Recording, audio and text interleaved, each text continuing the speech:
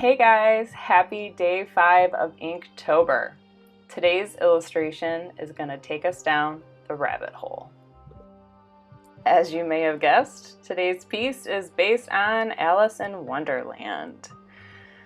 Oh, where to start with this one? Oh my gosh, this is one of the first sketches that I did for Inktober. I knew right away that Alice in Wonderland had to be in this collection.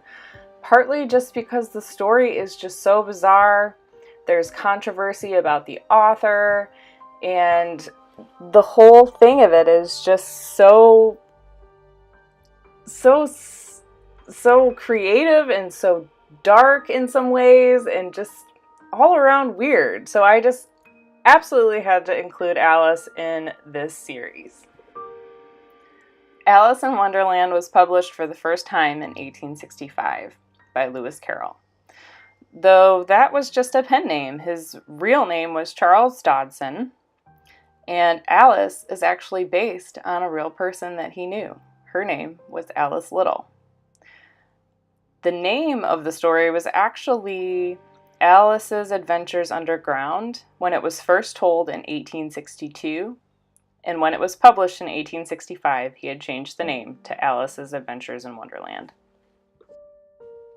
Now, Alice Little was the daughter of the dean of Oxford University, where Carroll was attending, and she had two sisters, and he would, strangely enough, hang out with them all the time, but apparently that was okay back in the day. And they would always ask him to tell stories, and they went on a boat ride and ended up having to park, partly because it was so hot, so they found the shade, and Alice in Wonderland was born. I mean, he just started telling the story straight up off the top of his head, and she kept asking him to write it down, and eventually he did, and presented it to her as Alice's Adventures Underground as a Christmas gift. And it's the original book that he had made for her was handwritten, and he illustrated it himself, and he actually practiced his illustrations, and the whole thing was just so beautifully put together that he decided to publish it in 1865. And I also have a fun fact for you guys. The Mad Tea Party scene that's in the published version of Alice's Adventures in Wonderland was not in the original story that he presented to Alice Little.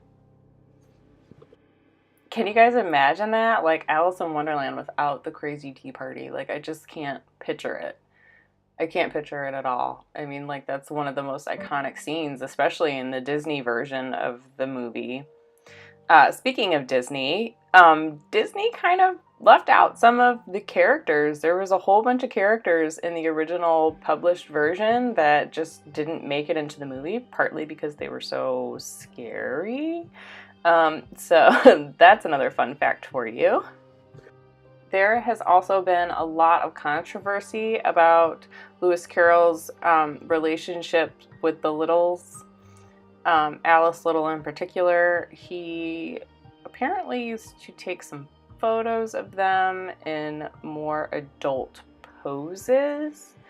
But like I said, it was a completely different time and era, and it was just like, the whole thing was very, very weird, and there ended up being a lot of controversy around that whole incident, and he eventually stayed away from them and wasn't allowed around the daughters for a while, and the whole thing was just completely insane. And I mean, nowadays, nobody would just let some strange man take their 3 children on a boat ride and tell them stories all day, or take their photos, or anything. And it was just a completely different time where people were so trusting, which is, you know, in today's day and age, very odd. I was watching a documentary on this. It's called The Secret World of Lewis Carroll. and it's an Alice in Wonderland documentary, and it's here on YouTube. So I have that linked in the video description below if you guys want to check that out. It's so cool. They go over the controversy, obviously, him writing the story. They show you his original illustrations. They talk about the published art illustrator and like the plates that were used to print the book and the mouse tail and how the words had to go like in a squiggle in the shape of a mouse tail. And it's a very interesting watch. It's about an hour long. It's very informational, and it's just all around cool in general. So I will leave that linked in the comments below, or not in the comments, but the description below, so you guys can check that out. I highly recommend that you do. It was so interesting. I was just like so fascinated watching that. Okay, so on to the art piece. Some of you were kind of asking if I would talk about the techniques that I'm using for this. So this whole composition was inspired by the quote in the book, the one that says, "Have I gone mad? I'm afraid so. You're entirely bonkers, but I'll tell you a secret. All the best people are."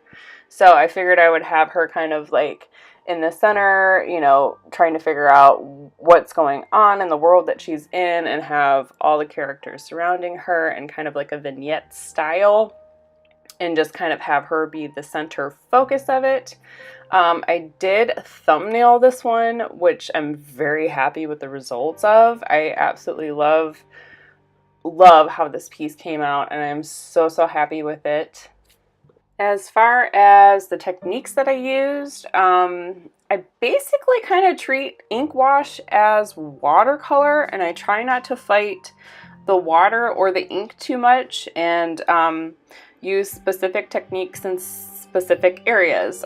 Some of it is wet on wet, and you know, you just kind of like let the ink pool in the wet spots and just kind of let it do what it's going to do, and try not to fight it so much, and then come on top with more layers, and then take the final brush pens and things and just kind of refine the details a little bit. Another thing that I do is I use masking fluid when I'm doing the layers. I like to do the background, and then obviously mask off the subjects in the front, just so you know they don't get affected by the background color, because ink it stains the paper, and sometimes it's hard to layer on top of that, especially if you have a really light area that you want to keep light. I mean, other than that, there's really not much to kind of say about it. I basically just kept layering until I was happy with the result. And I think that's pretty much my method on all things, partly just because, you know, I like to layer and I like to adjust things as I go. I will tell you, my one piece of solid advice is to keep a paper towel very close to you while you're working with wet media, so you can dab it off when necessary. But yeah, those are basically the techniques that I used. I think the composition of this piece is probably the best factor of it, and using red and the highest contrast where I wanted my focal point to be. I did try to use red, a very unsaturated red in the cards, and then a more saturated red on her lips, so your focal point would go to her face. I did try the gold ink for the first time in this piece, and I absolutely love how that worked out. So yeah, those are some of the techniques that I use. Nothing too special. As I said in previous videos, I like to layer, you guys. You guys already know that I'm a layering kind of artist, because I can't decide on things right away. So that is the piece, the finished piece. There are prints of this available in my Redbubble shop, just because it stands so nice as a standalone piece. I really thought that that would be a great addition to my Redbubble store. So that is in the video description linked below. Make sure you guys like this video if you liked it. The word of the day is pinned in the comment section. I also wanted to let you guys know that I am doing some behind the scenes stuff on my Instagram and my IGTV channel. So if you want to see the drawing part of this, go ahead over there and check that out. The collaboration playlist is on your screen, so make sure you pop over to Courtney's channel, and we will see you guys tomorrow.